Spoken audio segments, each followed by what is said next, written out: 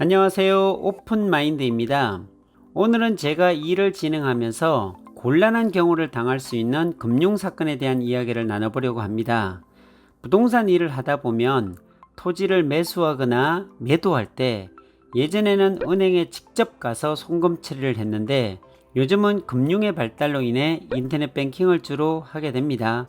부동산 일이다 보니까 액수가 억 단위로 입출금을 해야 하는 상황이라 혹시나 계좌번호를 잘못 누를까 걱정도 많이 하면서 보냅니다. 금액이 소액인 경우에는 의외로 잘못 보내서 마음이 많이 어려워진 분들이 아주 많이 계십니다. 오늘은 이렇게 은행 계좌에 잘못 송금해서 다시 되돌려 받을 수 있는 획기적인 제도가 지난달에 생겨나서 소개해 드리려고 합니다. 이건 살면서 누구나 실수할 수 있는 부분이기에 꼭 집중해서 들어주시면 좋겠습니다. 작년 같은 경우에는 20만 건 이상이 착오로 잘못 보내지는 실수를 하게 됩니다. 2021년 7월 6일 이후부터 착오송금 반환 지원 제도가 시행되었습니다. 쉽게 말해서 착오로 다른 사람에게 송금이 되었을 때 반환을 지원해주는 제도라는 것입니다. 혹시 여러분들은 계좌번호를 착각해 모르는 사람에게 돈을 보낸 경험이 있으신가요? 또는 금액을 착각하여 송금했던 실수를 한 경험이 계신가요? 요즘은 계좌이체를 할 때 은행을 가기보다는 스마트폰으로 어플을 이용해서 돈을 보내는 일이 많아졌습니다. 그런데 계좌이체를 하다 보면 터치 한 번을 잘못해서 실수로 다른 사람에게 돈을 보낼 수도 있는데요. 최근 들어 인터넷, 모바일 뱅킹 등 비대면 거래가 확대되면서 수취은행이나 계좌번호를 헷갈려 모르는 사람에게 잘못 송금하는 경우가 증가하고 있습니다. 그렇다면 만약 착오 송금을 했다면 잘못 송금한 돈은 어떻게 되돌려받을 수 있을까요? 만약 착오 송금이 발생하면 금융회사를 통해서 수취인에게 연락해 잘못 보낸 돈을 반환해 달라고 요청할 수 있습니다. 쉽게 예시를 들어 설명드려 보겠습니다. 만약 내가 기업은행을 통해 우리 은행 A에게 돈을 보내야 하는데 실수로 B라는 사람에게 보냈을 때 먼저 송금은행인 기업은행에 착오 송금을 신고하면 기업은행이 수취은행인 우리은행에게 연락을 하여 그 사실을 알리고 우리은행이 돈을 잘못 받은 B에게 반환 요청하는 방법으로만 돈을 돌려받을 수 있었습니다. 그러나 이러한 방법은 너무 복잡하고 어려웠기 때문에 2019년에는 15만 8천여 건의 착오 송금 중 8만 2천여 건인 즉 절반 이상이 반환되지 않았고요. 이를 금액으로 살펴보면 3,203억 원 중 1,520억 원이 반환되지 않았음을 의미합니다. 2020년에도 20만 건의 착오 송금이 발생했지만 이 중 절반에 이르는 10만 1,000건이 미반환되는 등 착오 송금한 돈을 제대로 돌려받지 못하는 경우가 많습니다. 만일 수취인이 돈을 돌려주지 않을 경우에는 부당이득 반환 청구 소송을 해야 하는데 이는 소송 기간이 6개월 이상 소요되는 등 비용과 시간에 대한 부담이 너무 컸기 때문에 소액인 경우에는 반환받기를 포기하는 경우가 많았습니다. 이를 해결하기 위해 2021년 7월 6일부터 착오송금 반환 지원 제도가 시행되었는데요. 착오송금 반환 지원 제도란 송금인이 실수로 잘못 송금한 돈을 예금 보험공사가 대신 찾아드리는 제도를 말합니다. 앞으로는 착오송금 반환 지원 제도를 통해 예금보험공사가 수취인의 연락처를 확보하여 자진 반환 안내 또는 지급 명령 등의 절차를 진행해서 소송 없이도 대부분 신속한 회수가 가능할 수 있을 것으로 예상이 됩니다. 반환 지원 절차는 다음과 같이 이루어지는데요. 먼저 착오송금 수취인이 자진 반환에 불응할 시 착오송금인은 예금보험공사에 반환 지원 신청을 합니다.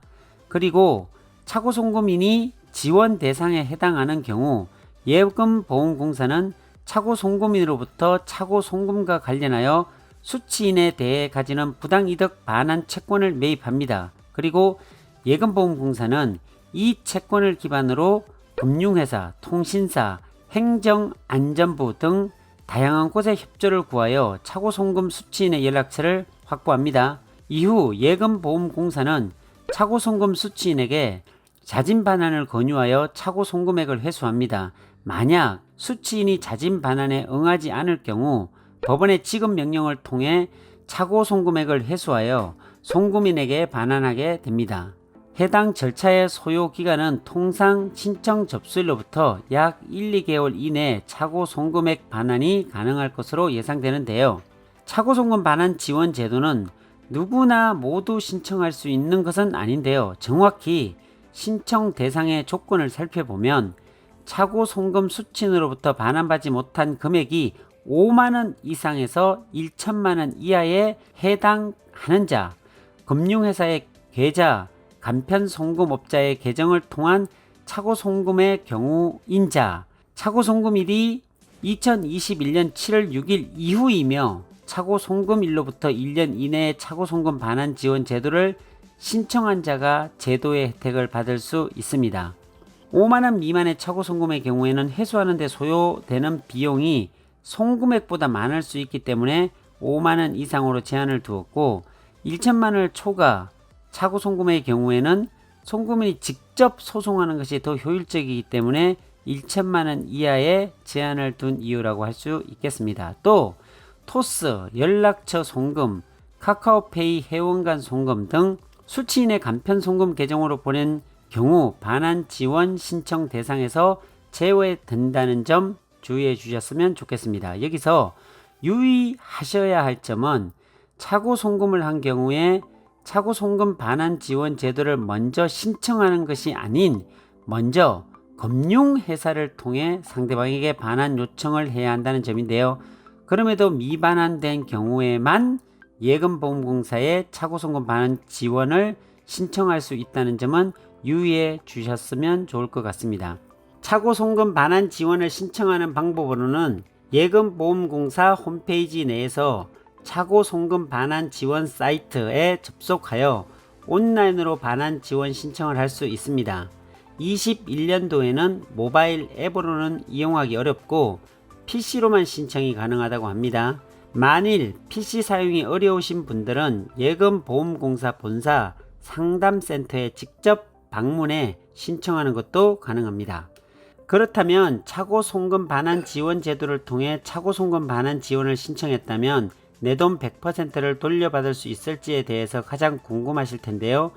완전한 100%를 돌려받는 것은 아닙니다. 예금보험공사에서도 차고송금된 돈을 돌려받을 수 있도록 돕기 위해 사용되는 운영 비용들이 발생하기 때문에 자진 반환 안내 또는 법원의 지급 명령을 통해 잘못 송금한 금전을 회수하는 경우 3영업일 이내에 실제 회수된 금액에서 회수 관련 비용, 예를 들어 우편 안내 비용, 지급 명령 관련 인지대, 송달료 등의 비용, 인건비 등의 차감한 잔액을 송금인에게 돌려줍니다.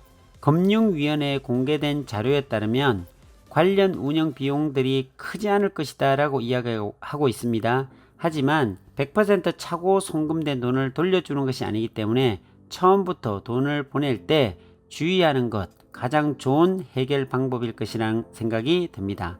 자, 오늘은 차고송금 반환 지원 제도에 대해서 알아보았는데요. 앞으로 금융기술이 점점 더 발전해 감에 따라 인터넷과 모바일을 통한 금융거래들이 늘어가는 이 시대 속 흐름에서 이러한 차고송금은 다른 누군가가 아닌 우리에게도 충분히 일어날 수 있는 일이라는 점을 꼭 기억하시고 나중에 스스로에게 닥칠 큰 어려움들을 미리미리 알고 공부하셔서 예방해 나가셨으면 좋겠습니다. 또는 현재 당장 차고송금과 관련해 어려움 속에 계신 분들이 있다면 해당 정보를 잘 참고하셔서 실수로 잘못 송금된 여러분들의 소중한 자산을 안전하게 반환받으실 수 있도록 도움이 되시기를 바랍니다. 오늘은 여기까지입니다. 감사합니다.